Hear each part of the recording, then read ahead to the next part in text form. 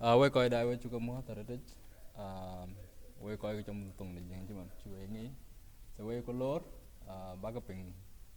ku baga đại cái man. Ku baga ya part a conversation mu ku loy. Chứ mà chú cái man ting cái man quan cái chơi just cái man but cái coi cái lu youth community targeting in many occasions cái này cái chi youth cái loy pan Queensland. Kune ko la cái chú niar rit bu ko chol ko bu ko be jam cake so cái okay kan ko la twen cái rin kya pe do galwel an cái cho kurbol có yu we kan cha na cho zan so ko bu te mar rit bu ko jam tong jing da ye na ngor ko ni na pe ko chú lo chung tong jing bar cái cho to cái chom ka ju cha rit cái chom ko din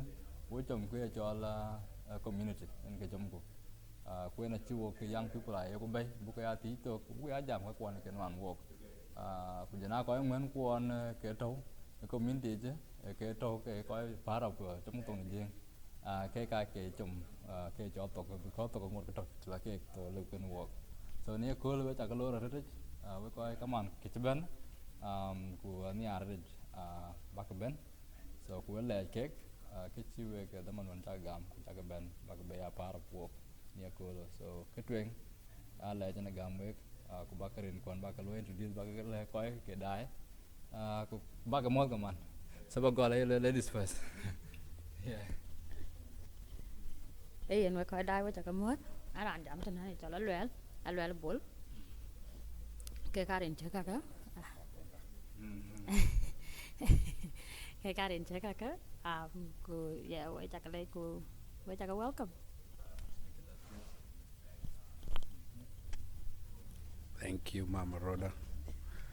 Aran jam ni cho Kuir Mayom Aweng. Naran Queensland. Wachi kurbol cho wachol. Ta bobro looi wi kulwar chlo. Batar cho wak bedaret. Na ye kule kelwe ke ma bur yarten. Watch a bit of effort to be thousand chan buku ban. Ku man bi wa werwen chelwe le yen ka wera den kana. A che ye wa pai. Wa nyit ki youth ye looi. Bạn ấy cho tăng đua chỉ bỏ guru nằm tăng có lối là nghe ba lối cái này cái chỉ bè ten đen because năng cái bìa thì nghe yin chol chan ba lối cái gì nhỉ anh lẽ chỉ dùng yin Kuir chan cho chol wana Aluel bol mang mak and I hope kabu cái lối lấy cool nè cái bìa bị pì ra đang bị cái lager yun tapan Australia với chắc cái lẽ ai nó bị với chắc cái lết cái bro lối cái man với coi đại mai cái lối của aware của so na cái tiếng lấy cái lưu move around cái gì nó bên có cỏ rồi chẳng có agoping because cái cái tiệc cái rồi ba cái will quan cái book alwell bagaping cái đàn trâu cái này chơi book đường en trâu cái tên cái chuyện em bua jam in Kuir in chơi ra jawan cái lời bà coi miêu mít cái truy bagaluai pan Australia kuji na sama ba các quan wan cái có bên cái coi chứ chắc cái wan mình cái truy cái phải chắc anh hoàn mình còn bor cái phải mình còn cái dòng lấy anh hoàn Melbourne muốn chẳng or African or ran cho bayern cái ran tị của các man in Aluel in lùi cái này youth in bor pan Queensland so cái đây ở đây question chuyện vui gọi lần nào lúc cái này cái youth thì chỉ giảm anh tin biết có community gì cái coi community giảm rồi cái youth thì giảm cái man yung youth chứ cái community so question I think bagol yin because well and check gol one hey a good question can we coping cái yun panda chỉ nó mới đến nhà tiếng là đi cái nó cần hoàn work long tục ಅಲ್ಲಿ bên coi đi qua ಅಲ್ಲಿ bữa go nãy long there cái youth better bela go ya cái thì tiếng nên ai coi đi qua gì cái lối là wall bu cái đằng bu occasion là bu lối thế này either a celebration nè cái piat or a celebration a crowd because cái celebrate a juj năng tua tuần cho bên cái lối là cái nghe lối live để lối celebrated cái ran cho tàu nó tăng đi nó chuyện đi vấn đề cái chi bé bé điều năng celebration chứ mà năng inauguration lối là cái lối cũng dễ ác học juj ya đấy chứ mà you wedding cái tay in Kuir tiếng tay ai có quay tao chứ mà lối là mà cái đằng nó gọi là cái chia taro ka chi la gol taro baden la jala gol yi ta tem ku kan luel ko ko ga yu bi ga ben taro ka bo je ka re te nan ti ta tem baden ki chiran den che ben hol na e kul der ku tang ku ber le ke ka chi ber ben ta ni na chen nang ran che pyo char yit ku luel an beto ap ta tem ten ku batin ko loy rot cái jam đã cả nó chơi bất thực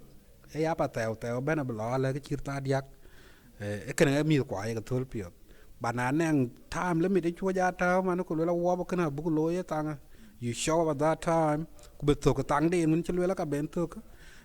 cũng will be cái là ping à lấy cái này I will piệt à chơi will năng cái bị cái gì tin đấy cái mi quả là cái này bạn cái này cái tiệt thiệt này quả bia là bố là bây giờ bé before bin ban ni rang hinal wel ayu cho mama roda akirin ke so before bin ban ka de ini ido ka we ke looi kinting or jana other communities ko ke re wo ka bairan because wo chita bairan ko mo jang de other communities so ko jana tane ke looi tin ina wa chin tane wo ka looi tin kinting cuman chi re ku re le daman chet yang to ko chu tiang to ko Sudanese en cái đàn jam của man aja kui ran bên này jam community có cái because community đấy mà nó chỉ cái ran bên cái jam, ban dar rồi, là đi room đó mà này em jam, cái này one of the reason nó chỉ lừa đấy có gì cái chỗ, en tiếng cái nào cả cho nó có gam that background, aku buông nghĩ cái man, này lối community đằng ấy, anh nên cái lebih kuting, này lối muốn jam apa ya, anh nên cái community cái lebih lối boron.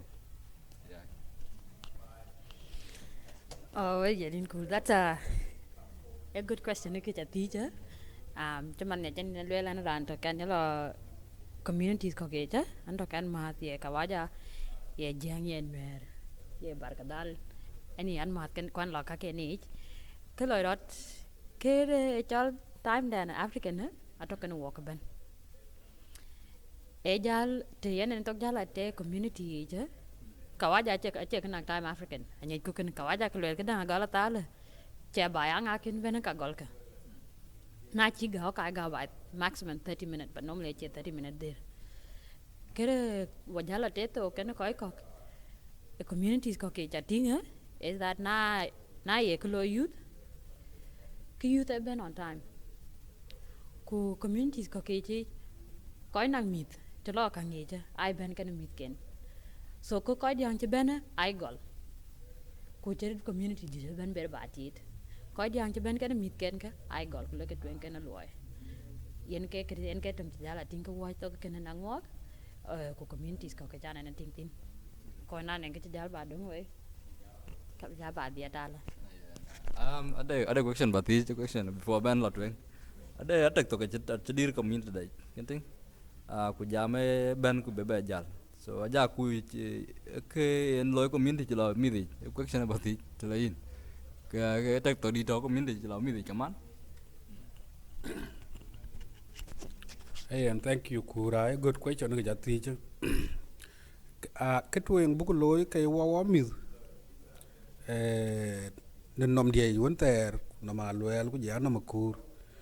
wa koi rare tu nu why different counties or payams cuman Aluel mana kadang bor payam wa trees kira tek to kana acha tin ko to youth ai koi kwon ke to wanim tueng ke ka lo ye kana because tong tar Facebook cuman a chen youth che ta tin chan bi youth bra la every day kwa ko kul wali we ka yi kwa chuku ni ar bu la tin ya de ko youth ko chiang da yu ko kor bu ko ne ban bi wat ne nge bi dir kana nge ku det ku pir ne koy kok je wo ko ben tini akra tek to kana a chai tin to long youth kwa chu ko encourage ya da nang youth chan bra loy kana in the long run and get a little bit ai an pe tin challe cha ko bu jo la issue ade ka kwon ke nwan wok ka we mi to bairen ai ka ju jare de kwa ke ko be wa tan so ai pa na ai ga opportunity tin anting ku mi mana na be lo ka kokit ka che ka ne opportunity instead brand ku le kwan chok ku brand ya la dan loy cái đêm mì chia bên mình cái lọc là cái loại trong tròn này của chúng ta có cái là loại dùng mì cho nó loại các cái này nó bé bên bên nó lưỡi and then ku beran ci man kedang ba kur bi job be next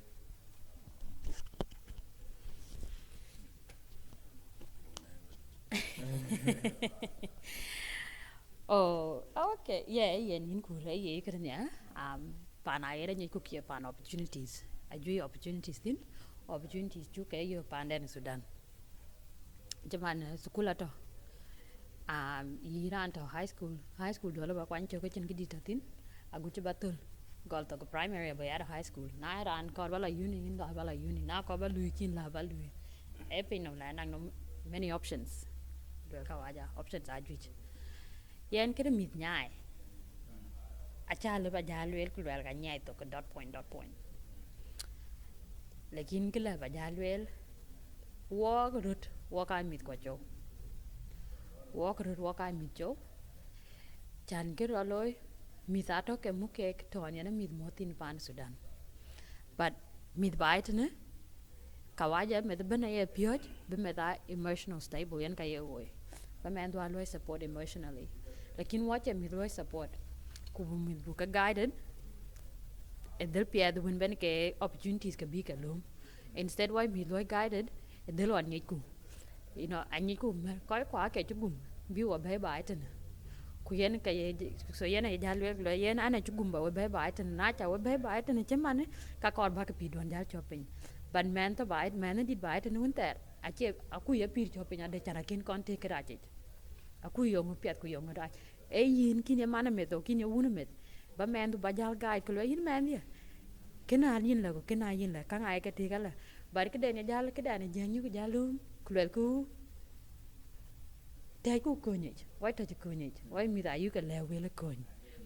in the hope that a big date yong yu ku menu but a chicken date chan mi wai ta ne is all about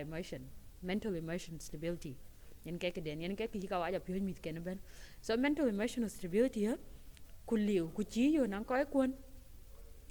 ka yi lo ko ta dan pe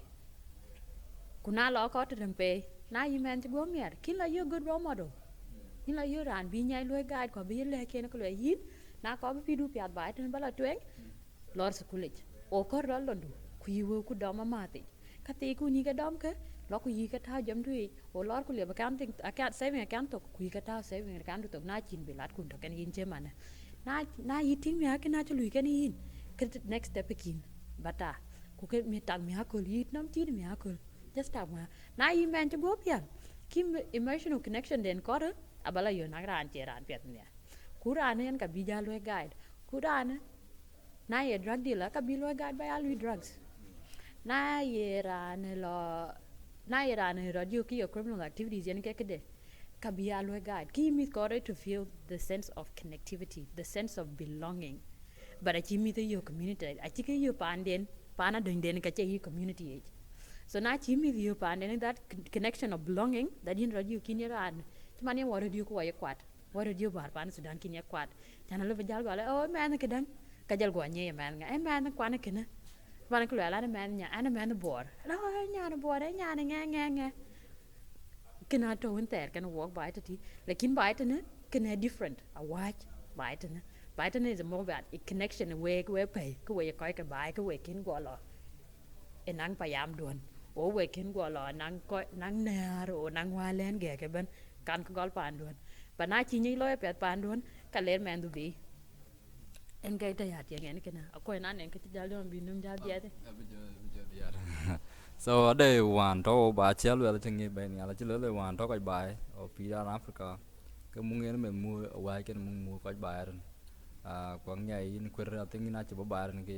ran in chibo bai ran ke man tin ko ro ra in chidai ina booking wan ku ora ina chi dit bai ran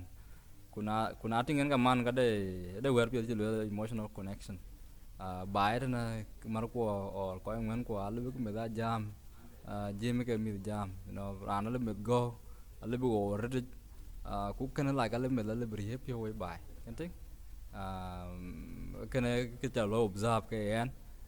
ko ya ting ken chi le pi so in ram pengen ba ping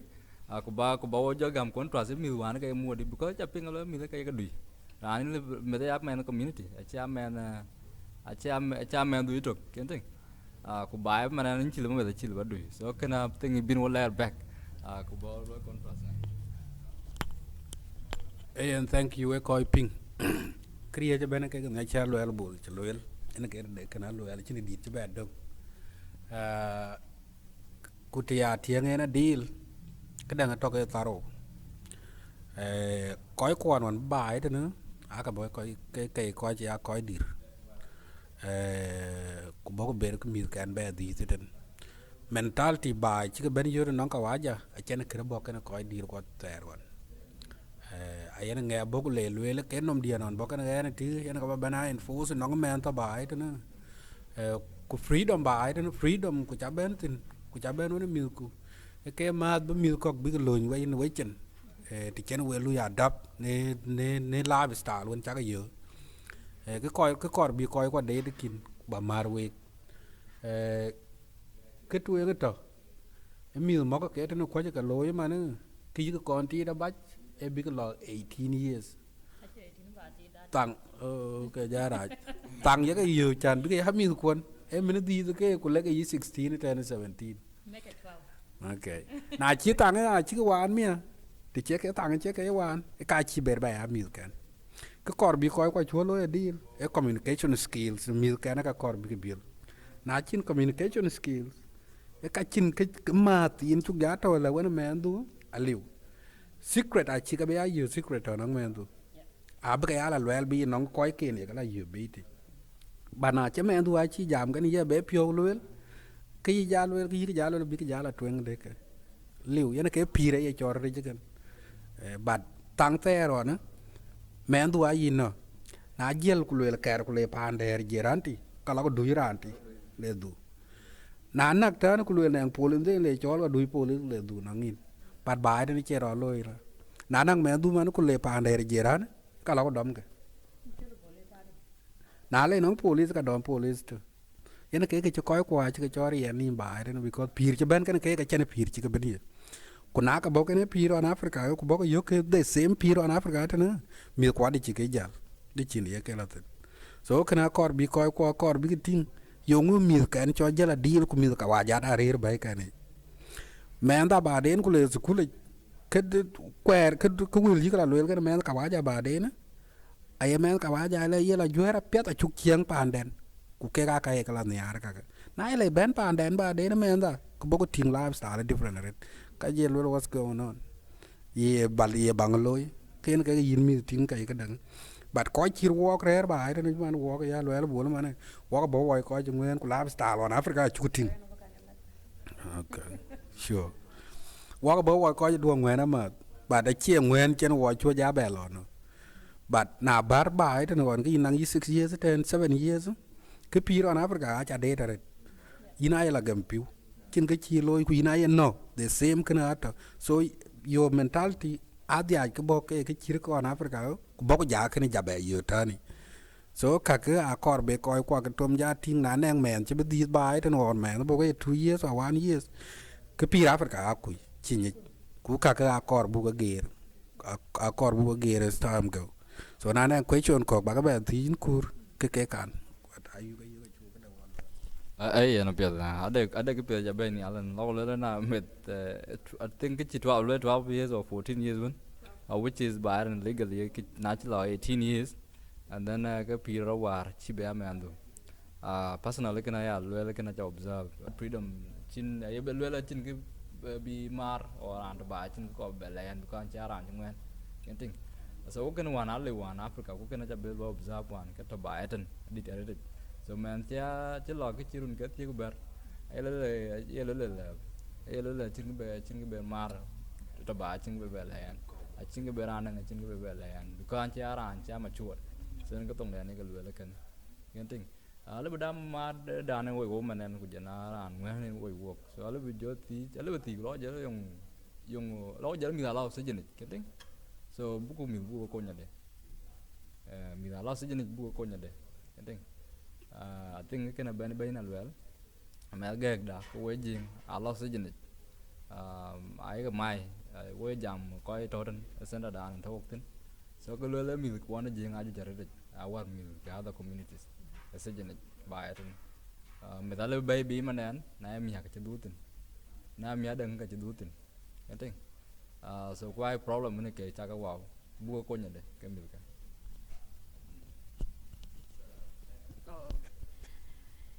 yen in Kuir ku we ko dai yen ye bete big thing baetin ye lo celebrate ran TBI 18 kin ne nyin ka kawajat 18 ya milestone mer kawajat ban ki lo celebrate 13 be 16 be 18 be 30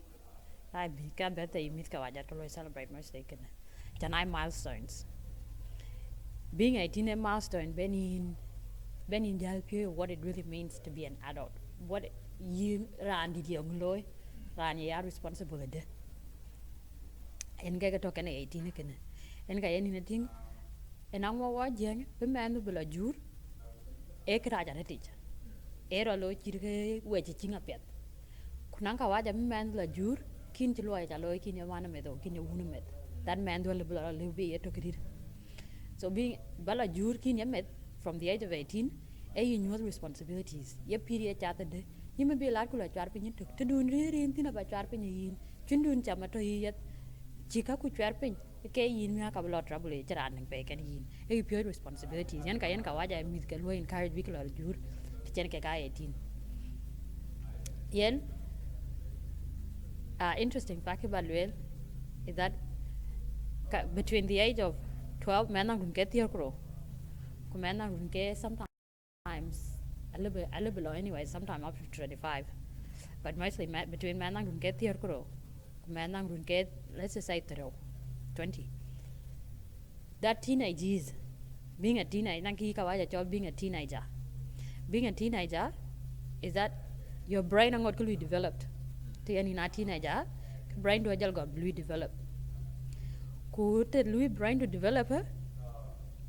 sometimes you will man na run get here with the dem ala bati jo loy ko lo la ko ke loy the same way le bani man na run man do nang get ko okay nyan du ko nang ko loy man ko ti jen yong loy lo I don't know cause a kui she doesn't know that's the same can come tin yen me that teenager ku ti chen yong loy ka ku yong loy because a lot of the time the ku ke loy atom loy because it tin ki loy ku na chi lui guide da pet ke ke ne ka bi nom ne la lum ya ki ye ngadi ki ye no mu ki ye that's the right thing to do and that's okay to do you signs ye le each day once a day one day at a time man do ku ye teenager yin nom nang a small window ben ni chok ta tin ku balu connect kan man do that small window 10 second abach 10 second ku chi dit chok chan ba kan connection on man do kamara nom you have no connection kan man do for the rest of the day ti chin ne yok mit ju not just mit ko pa abach but mit ju in general I lost it because of what I rela you ke lu belong I rela you ko ke mit ju ai sijin ka yigla you ke mo ke bai nan ke den bi chan bi che ran fa bi ke ran ke yong loy o do ko ko nai ke yong loy ti yen ke nyo tin a yiro yo kir ke che ker so yin la yo along we la sijin ti yen anya jam tin ti na chwa nyo pin ko la yen man yang yi loy tin man yin ti ji yong loy ku yong kor compared to being jala la yo ko ya pi dai don yen mi na man ti jok yin ti yod we ku yin bi loy de ku kene ka yi lo gwa la lum ke person ku jal gwa jal tin ko ba ni we sijin okay yong no ani jere an kan ani da yong yi cha boten ku yin man yin ya tin kin man pet so nai bu mi ko bu ke bebe sijin ku chu ke cha du sijin tung kara wel ko ba nyai yen jam dai dan jeng ya tinga yen ana man du ting war ke loy kene ku yen man du cha ke loy yen kin kana ko ba nyai a che kor bir nga ala ting ku le man du ko zin man met o yin wun met bar ko pin ku le yen ke chi nga le ana che man du ting ke loy kene kim ba na la instead of man du ti to ke dil pet im ben ku ya ta nyal woni yen la mana cha pin yin ne loy kene nya ku yin man tin pio ku yong yi kon wo yen ku yen ja ku jal go pio yin pio go ya ke tan yin han che go ke go man du instead for ba man du ko ba man du always believe ye man du instead of a ko to be ku ya believe ran to bi ku chi yo ku le man to cha ting war ke loy ken ku la yeah no problem man dia don't worry ku nyo na ko man to ja ti to ku nyo ping ku le man dia bada na ke cha ping ya ping la chi ken ye le jwe ran ko ku lu da cha na ko ba ko yo ni yin an ko ba ko chi ko ku ba ina che ba ra cha bi yen de kan ko ba an mama du ku yin man dia o an baba du ku yin man dia kon ko ba ko yo ni yin so ke du no ani ne ke cha la ping jwe ran da ro lo de ku jal man du go ping te na la cha man du ke de lo ke yen ke du cha believe in man dia du ki an ko wa jal go yo na ku la yin piran e me lo discourage be jam kan yin so tom lo yin man dia ku du cha ping ku re na ba jal jam mi ba la twen de ku jam ki ba la twen de ba da ko bu ko ja nyu ping ku wa jo pio pal ping ku jam ku an mi ku wa jo pio pal ping ko ken wa kan lo pio to ke e me jo we wa gu đây cái chi cái đang Aluel cái bay dan chilo je Aluel na cher met che ndarun cái tie ku ber ku ko jal bai la jura tok and then cái kene piet because mi kwai cái pio ada cái chi ran level 1 to in high school actually cái cho dit da waran because dit na ko men da cha par tok cái ko de diom tar ore diom tar net de na diom so chana go par chana go la independent ro na je ting me ko lon ka de ku lo le pa be be chwar nyal ngen ting ku wo mi wa ko ma abil check it cho ko ma abil bar so cho ko lo la be ko la pi ga pe ku na je brand je cái đang ở đây mía je be ben wan cái giờ là in chira tuet ku je na kana chira loy judgment ga ke nge je so kana ben opinion do ba ping aku jalan nak kaman ke wor lo judge community na chi met la ben bi or man ti to ke man raj kalau le man ko đi chào man ti man raj na em man chi wala ben si jeni kalau le đi chào man ti man chi la si jeni juan so ku man ta de man ko bro wel kan ting ko ba ya ram pet so ka ben ko opinion ping ku jam da la twen pet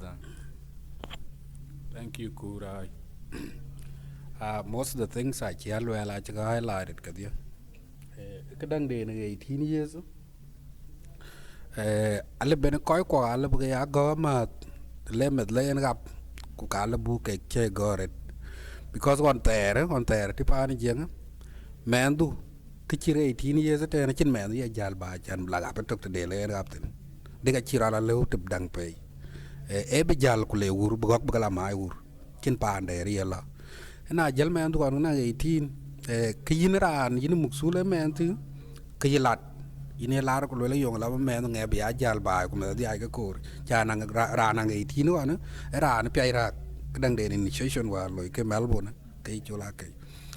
na jal men de no na ke koy ka le ke but e mentality da no Africa kan but mentality da ba ite no yen ke won che lo la che lo la pet ka wa ja ko jal men du na 18 abla jur lo ko riande ku ko londe ku ja su ku le yelo tin ken ke men china prayer yen ke ne ralew chin ki be luel ki yino wunu met o yi man met ku ka ke dia ko boku tingu ke ko ko anta ba ite ne ke parents ko ma ne nyanda adi ai ke ra chen ke ta ba ite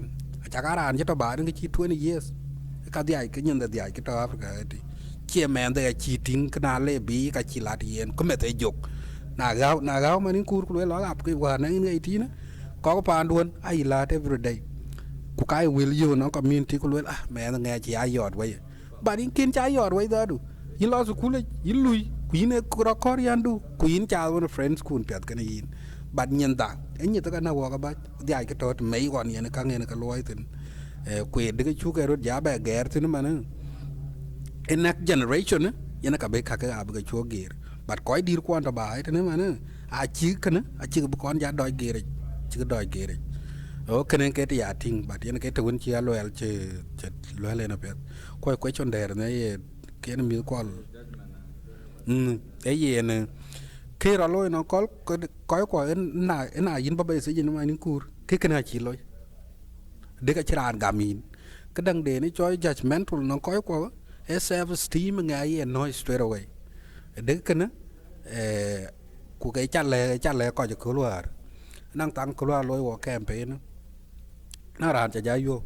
giá lối là nghe election là lối trên gọi lối là các quan suni sân chia bài là thím có nhiều là người như vậy gwa jalo ko yogi ni o nyira go jalo ke ko war chana yilo se jeni ci Yeŋö gwa jalo ke du be diere ke ni ba die pa no bu ya lo leng go gen ja be ti ku le war jalo ka wa ja chin war chana mai yong cha ko bu ko nyen ke we e question ken go gen cha maret gwa jalo ko le runu e ben ken ka ke run wan me yin e run cheni mai ba run ka re ni na chiu be chere run wan cheni yin mai abi are different go le ke yen am registration dia bara loy kri cho ye le wer kana e ben chen ben be se jeni Kuir chen ko che ke ye receive reception chi yo na che ka na che yo ke hostile ko ke no cha ke ye na che ye na be o ye nyin wan ka mi dro ma ko ko teo ka dang de ni ye da de chir ke che ra che loy banai ka receive man with an open arms ku le ke ku la ko war chra loy a che suppose bro loy period ye be well sometime so loy kana pyata la ku loy pyata la ke chir ko chi alo el che loy ko yi kala yese jeni je tima na ai chol kana ke ku la nge yongo bi ne tena ku yina men pyat la na Kuir pyat na la ka ben bay mia ku reception when to ke hostile ka bi ka ben yuten they rather go back to no ko when chi ka wan se jeni but cái ghê cái accord bu cái change kia work bu coi quan cho lo thế này thì chết cái lo thì nó bu cái receive phết bu cái giảm cái bu cái lên cái bu nãy này con dưới cái cor cái bây giờ yên cái từ lâu ra này nó work yên cái từ cái tiền này ở đây có gì có bu coi quần cái thing illegal cái đó illegal yeah so ở đây chỉ mà nó thể hiện thấu tin so coi thấu cái decent cái lo sẽ cái này ai coi là coi như sẽ qua đây conversation nên chú lôi đây jam này nó hoàn chú lôi nhà này cho là bí vào của nó coi cọc sẽ cái thằng nó hoàn coi coi có giá trâu but wo community đã wo chơi là cake you know so cái này one of the big challenge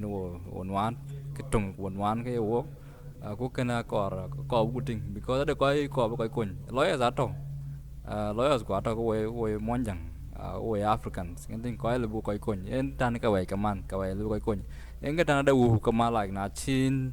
the chiniriar chana gola to lagdang a lot baloy a ding and then the government will be support chana go man the thing because cái cái one ala bida man the ala bri ko or ala loss jin ke le be kadang ke ko re ke le be lo pardon cái thing but na ken that step to kin loy ke parent or ken that airport kin loy balu reach out lo ko ke and then cái I think ala be man the be chuart me jarade mil common and like most of them are just man which well quá trình cái con so cái band Latin I think bao giờ là bear then cái anh cái nhận cái của giờ last message one where do not care bao giờ là cái coi cái đài coi quan trong tầng là yen system ta bài nữa anh đang yen chatin cái yen chatin hả ya to yintin kuna ache ben na ngin yin ke lo na ngen ko ye jenga yukulwel kidanga be ben na walk but ache ben na ngin ye kwonyo kor le balo in lo na kwonyo ache ben na ngin so systems yen to bai tene yin lo na kek na chi lo na kek ke wera dendu ana ra ndang lo na kek anye ke no unter na buku to the criminal justice system kien yes legal to legal be kwany from start to finish na chi gam funding legal aid criteria ska ya dia kabach kubaka loy meet krawer ya your finances na yinang nang namu ka chi kon chan do benefit den en nang koy chi nimu en na yira nang nom assets ka chi kon but ku no, you go on your grad records. I forgot the third one. But I add yak anyways. Qualabi you quan ye criminal, ye family law. Kay kitchen ka quan civil law ka chen ka quan can chol bang lar court chen ka kin quan. But now lo court where family law and to watch where to meet ka coin weg babal we chu po kwenang assets kon kar ba ke gach ka ter ke ka chu ko chan wenang im assets yen ke legal aid dang to community legal centers ato legal centers by nan en kudu no ani man chi human tin ka yo ke ku gam in appointment ku lu gam in legal advice bala doing de kwa big pathways clear pathway ye no ben intake lord okay kene ke situation du yen man ke baloy akor either bal imbu kwan baleta gor ku ba to ranti o bal bangari ko bala ku nyoje ku loy legal aid application lord nang service a bi kwan ba legal aid application du baloy ku lata doing ku awari your services biran pin ku la service a bi kwan ha yin kar Yeŋo ak jale kwan anting kar kwan ba kwan ya kre ran ben kriya service ko kwan to e simple e chana nang kan ka kuj kek lebi a benefits ku yen kekere services ko kwan a lot of family support services I pink la family support service ka my family chen trouble to entin but anang ka kuj kek ni ke kek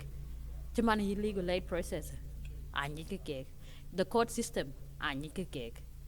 ye child safety system ani ke kek ye domestic violence ye police ani ke kek but anang ka ti ko kuite yen ka yen ke child support services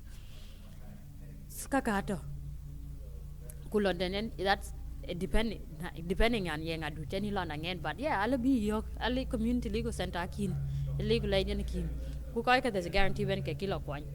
Legal yadang support services illegal aid. Mandu kuye manage law sigenage or to sigenage. Kuche benbay. Commando che benbay kuchi the community yabat. Mandu benbay and non probation and parole officer. Probation and parole officer a ben and alon again. Kunaneng services to ke ya will support kuye family. Kerana biya jam keni your probation and parole officer. Keni probation and parole officer mandu. Ago yina lo keep ago we ga lo keep up to date with your family. Jan bala doing up the deck away took. Commando chumba do sigenage. Yimo kwanya lon beni mandu lo support. Ku young man mandu ku be mandu la doing it.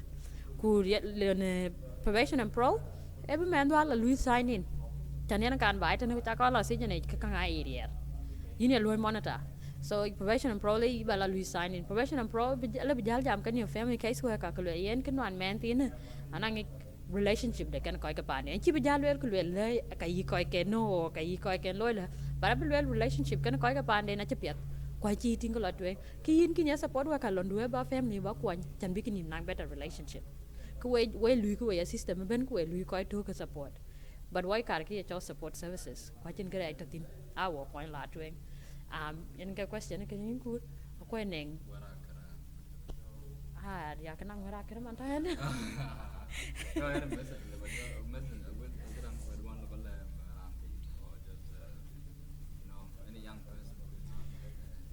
từng cái này chả听cái chả lối observe và heritage I think about the government năng coi đi được quoi yi coi goya community leaders goya youth leaders goya community members goya coi đi cái role models and youth đó có mìt pal coi vậy yen met ku chlo sigenage quayวันnim job kompin tin ko ko bu ko nyi yi man met yi nere met yi wilene met yi mentor met ku yi nang yi ne jam ne met war kai wa ko jo wel ke ina man chlo sigenage tin ko ka ba nyi nangin barana bana to kira war pirage man ne chane lel pana yera pana opportunities ku chayo the right people hin chak lo sigenage ku chayo the right people ku ko ku ake ne ko welin kin mi pidu abagere jamati e just lo nyen walk lo approach yen ke mi cha do chen but ku wa get approach da you lo nyen wala twen kan mi bu ya la twen to kan ke ka man du lo be amadu you have to buy it ne man du ku che madu kin chana ro kwat ha exactly e materane kuran be amadu de ta de drug dealer for all you know ta de criminal some form of criminal for all you know you really don't know so ka man du lo be amadu ago yina le ka ken wan ne piri che dan because che dan le me lo guide che man ken hun che dan nang to pe no tene war yin men do ye lo guide dan ben ye walen ye nar ye nga cha lo ke che ro ken yin le men do lo guide but bai tene che dan le men do lo guide che nin kin ye man me to hun me ai kon gol yin mi da ka da do che ye lo guide sometime ala bi ma ken mi da ka but men kin ran londu kin ye men kin ran e ba men ku ba nyen ti de men ku man ku te le kin ka cha kor bi ma kan ba ba ni ka chi le kek so do ko mi ko te ba ke adang wa Aluel Yeŋo chi men ku Aluel ba le ya na mana ka ba ni Yeŋo chi men ku Yeŋo no anen ku Yeŋo en kin loy la ku Yeŋo en kin yela ko ba le pen ku cha ka loy manden ku yitem bara ta manden ni tan ma do ne ke ko ba ma kan mi kon wo dia ba ita na ko bu ma kan mi ko ko bu ko nyi to kin just because you randit it doesn't mean you need kan kena ko bu gam rot because nan kin nyi men du ka kuch kwa nan kin nyi ka kuy men du so ko bu kena bu gam rot apet that yen just because ana ke ko na di te pinom it doesn't mean ana kan nyi kriya ben ana ka to ke ba kan nyi better than an inga ke dia kana inga wa dia na kere kana